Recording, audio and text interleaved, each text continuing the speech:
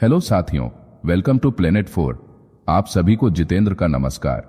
दोस्तों, इस वक्त समंदर से उठी है एक ऐसी गरज जिसने पाकिस्तान के कराची तट को दहला दिया है। भारतीय नौसेना के सबसे विशाल युद्धपोत आईएनएस विक्रांत ने पाकिस्तान के समुद्र में ऐसा तूफान छोड़ा है कि अब कराची का अस्तित्व ही संकट में आ गया है। आईएनएस विक्रांत सिर्फ लोहा नहीं, भारत की आक्रामक रणनीति का प्रतीक है और अब पाकिस्तान को एक ही संदेश मिल रहा है, या तो सरेंडर करो या इतिहास से मिटने को तैयार हो जाओ। भारतीय नेवी ने ठान लिया है कि इस बार 1971 से भी बड़ा दृश्य रचा जाएगा। बलूचिस्तान की आजादी अब लक्ष्य नहीं, मंजिल है। इस बार पाकिस्तान को उसके घर में घुसकर सरेंडर करवाया जाएगा। दोस्तों, अगर समुद्र से भारत ने हमला किया है तो इसका मतलब अब पाकिस्तान का पूरी तरह ब्लॉकडाउन शुरू हो चुका है। अब न कोई हथियार पहुंच सकेगा, ना ही रोटी दवा। भारत की रणनीति अब साफ है, पाकिस्तान को घेर कर भूखा, कमजोर और हथियार विहीन बना दो ताकि उसके सैनिक खुद ही हथियार डालने पर मजबूर हो जाएं। आईएनएस विक्रांत की गरज, सुखोई की बमबारी और थल सेना की सीमावर्ती घेराबंदी, तीनों दिशाओं से हमला बोल दिया गया है। अब चाहे तुर्की कितना भी मुस्लिम भाईचारे का राज अलापे, उसका युद्धपोत बमबारी से ठीक पहले डर कर भाग चुका है। पाकिस्तान को बचाने कोई नहीं आ रहा। चीन चुप है, तुर्की गायब है, अरब देश मुंह मोड़ चुके हैं।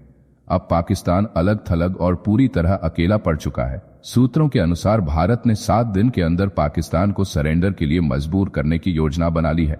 दरअसल हुआ यह कि कराची बंदरगाह पर गुरुवार की रात को हुए ताबड़तोड़ धमाकों ने पाकिस्तान के होश उड़ा दिए। चारों तरफ आग का दरिया बह रहा है और इस बार हमला जमीन या आसमान से नहीं बल्कि समंदर से आया है।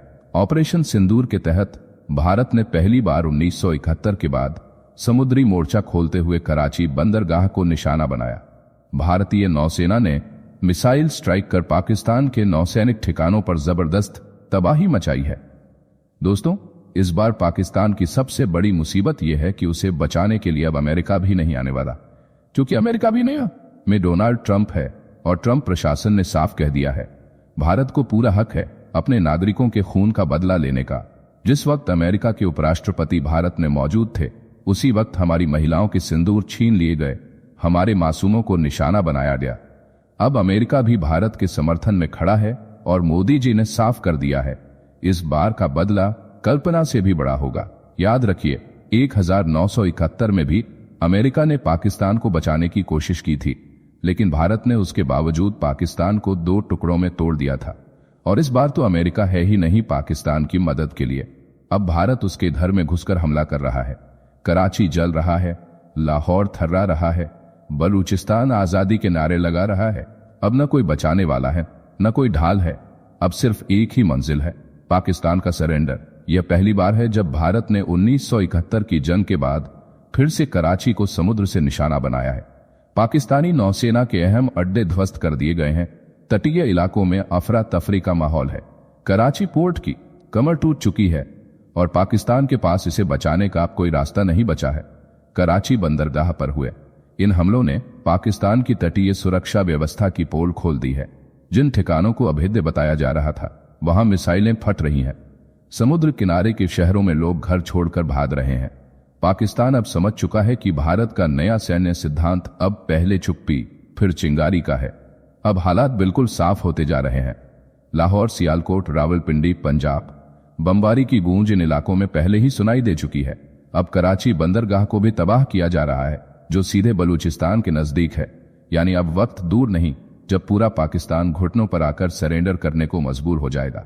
अब सबसे बड़ा सवाल यह है, अगर पाकिस्तान सरेंडर करता है तो भारत को क्या करना चाहिए? क्या 1. पाकिस्तान को भारत के नक्शे में मिला लेना चाहिए, या 2. बलूचिस्तान को आजाद कर एक स्वतंत्र राष्ट्र बनाना चाहिए और पाकिस्तान को छोटे छोटे हिस्सों में तोड़ देना चाहिए? नीचे कमेंट में अपनी राय जरूर दीजिए। अगर पाकिस्तान सरेंडर करता है तो भारत को क्या करना चाहिए? आपकी एक आवाज बन सकती है भारत की अगली ऐतिहासिक रणनीति। बता दें कि भारतीय नौसेना का पश्चिमी बेड़ा मुंबई से पूरी ताकत के साथ निकल चुका है। आईएनएस विक्रांत और आईएनएस विशाखापत्तनम जैसे ताकतवर पोत अब पाकिस्तान के समंदर में गर्जना कर रहे हैं और कराची में ताबड़तोड़ बमबारी हो रही है। अगर दुश्मन ने आगे कोई चाल चली तो जवाब में कराची के साथ साथ पूरा समुद्री नेटवर्क तबाह कर दिया जाएगा। इतिहास गवाह है कि जब भी भारत और पाकिस्तान आमने सामने हुए हैं, भारत ने पाकिस्तान के युद्धपोतों को समंदर में डुबो दिया, कराची बंदरगाह तक जलाकर राख कर दिया। लेकिन आज की स्थिति उससे भी ज्यादा गंभीर है। पाकिस्तान पूरी तरह कर्ज में डूबा हुआ है। उसके नेता संसद में बैठकर अल्लाह से रहम की भीख मांग रहे हैं कि हे खुदा हमें बचा ले। लेकिन अब भारत माफ करने के मूड में नहीं है। क्यों? क्योंकि इस बार बात सिर्फ सीमा की नहीं थी। इस बार भारत की महिलाओं के सिंदूर छीने गए हैं, मासूमों का खून बहा है, दुनिया के सामने भारत को ललकारा गया है। आप सभी ने सुना होगा 1971 की जंग में भारतीय नौसेना ने ऑपरेशन ट्राइडेंट और ऑपरेशन पाइथन के जरिए कराची बंदरगाह को खाक कर दिया था। Missile boat INS Nipat, INS Nirghat और आईएनएस वीर ने रात के अंधेरे में दुश्मन पर धावा बोला था। पाकिस्तानी जहाज पीएनएस खैबर और पीएनएस मुहाफिज को डुबो दिया गया था और कराची के तेल डिपो में इतनी आग लगी थी कि वह मीलों दूर से दिखाई देती थी। इस बार भी हमला रात को हुआ, इस बार भी दुश्मन चौंक गया, लेकिन इस बार भारत और भी ज्यादा घातक और सटीक तरीके से आगे बढ़ा है। कराची ही नहीं, लाहौर, सियालकोट और पेशावर तक भारत के हमले पहुंच चुके हैं। अब पाकिस्तानी बंदरगाह और रसद केंद्र एक के बाद एक भारत के निशाने पर है। उधर गुरुवार रात पाकिस्तान ने जम्मू, कश्मीर, पंजाब और राजस्थान के सीमावर्ती इलाकों में ड्रोन और मिसाइल हमले किए, साथ ही भारी तोपखाने से गोले दागे। भारत ने तुरंत एयर डिफेंस सिस्टम एक्टिवेट किया और 8 मिसाइलें हवा में ही नष्ट कर दी गईं। भारत ने दुश्मन के हर हमले का जवाब सटीक तरीके से दिया है। कराची में गूंजते धमाके, सियालकोट में टूटते रनवे और लाहौर में गिरी मिसाइलें अब साफ बता रही हैं कि भारत अब चुप नहीं रहेगा। अब हमला ही रक्षा है, अब करारा जवाब ही नीति है। मीडिया रिपोर्ट्स में बताया गया कि कराची बंदरगाह के पास एक के बाद एक धमाके हुए, चारों तरफ धुएं के गुबार उठे, लोग सहमे, पाकिस्तान थरथराया और इसी के साथ ऑपरेशन सिंदूर का समुद्री चरण शुरू हो चुका है। बहुत बड़ा धमाका हो चुका है। एक बार फिर से बता दूं, भारतीय नौसेना ने अरब सागर में अपने सबसे ताकतवर युद्धपोतों को उतार दिया है, जिसमें शामिल है भारत का स्वदेशी विमानवाहक पोत आईएनएस विक्रांत और विध्वंसक पोत आईएनएस विशाखापत्तनम। इन जहाजों की तैनाती ने कराची के तटीय इलाकों में हलचल मचा दी है। सूत्रों की माने तो ये युद्धपोत अब कराची बंदरगाह की तरफ तेजी से बढ़ रहे हैं। ये वही कराची है जहां से आतंकवाद की सप्लाई लाइन संचालित होती है और अब भारत की समुद्री ताकत इस सप्लाई लाइन को उखाड़ फेंकने के मूड में है। भारतीय थलसेना, वायुसेना और नौसेना तीनों अब पूर्ण मोर्चे पर तैनात है। पाकिस्तान की नापाक हरकतों का जवाब देने के लिए भारत की तीनों सेनाएं एक साथ मैदान में उतर चुकी हैं। यह वही वक्त है जब दुश्मन को बताया जाना जरूरी हो जाता है कि भारत न केवल सहनशील है, बल्कि उसका सब्र जब टूटता है तो परिणाम विध्वंसक होते हैं।